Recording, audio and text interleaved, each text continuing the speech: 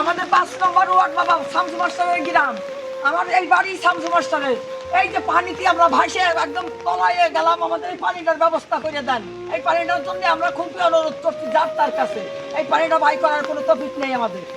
আমাদের পানিটা বাই করার কোনো ব্যবস্থা করে দেন।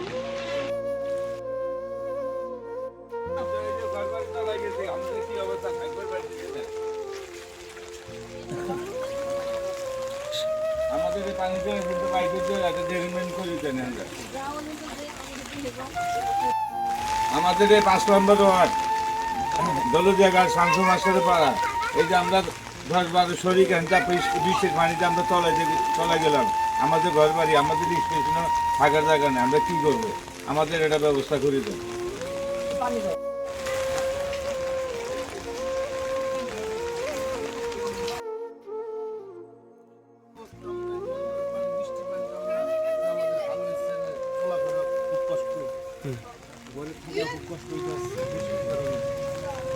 আর এই পানি আমাদের খুব সমস্যা করতেছে, এখানে বাড়ানোর কোনো সিস্টেম নেই।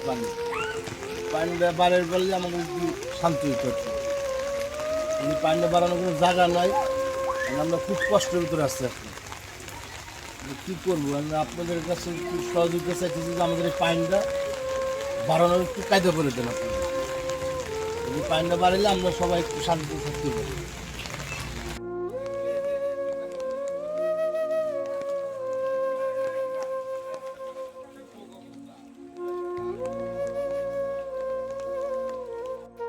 গ্রামের অনেক মানুষ আমরা পানিতে ভাসতেছি, 20-50 ঘর। আমরা পানিতে খুব অসহায় হয়ে পড়ছি। আমরা না পারছি বাড়াইতে, না পারছি কর্ম কিছু করতে, না পারছি কিছু খাইতে। আমাদের খুব অভাবে আছি আমরা। এদিকে পানিতে ডুবি, এদিকে আমরা অভাবে মরি। আমরা খুব অসহায়, পানির ভিতরে হাবুডুবু খাইতে।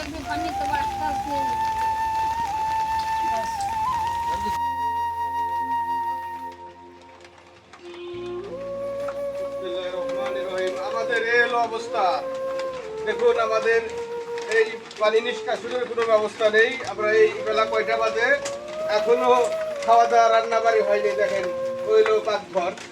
বিশেষ করে আমাদের এই পানি শামসু মাস্টার পাড়া, এখানে ওই রাস্তার পাশে একটা পুল ছিল, বিগত দিন আগে পুল ছিল। ওই বাইপাস হওয়াতে পুলটা বন্ধ হয়ে যায়, যার কারণে এই জলাবদ্ধতা হয়েছে।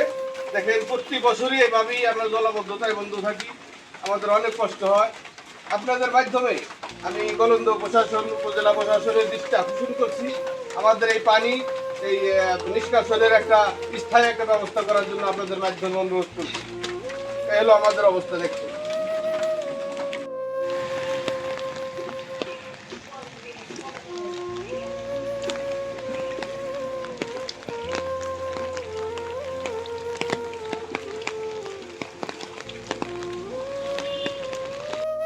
আমাদের আমরা বিভিন্ন লোক পানিবন্দী হয়ে আছে, 50-100 ঘর পানিবন্দী।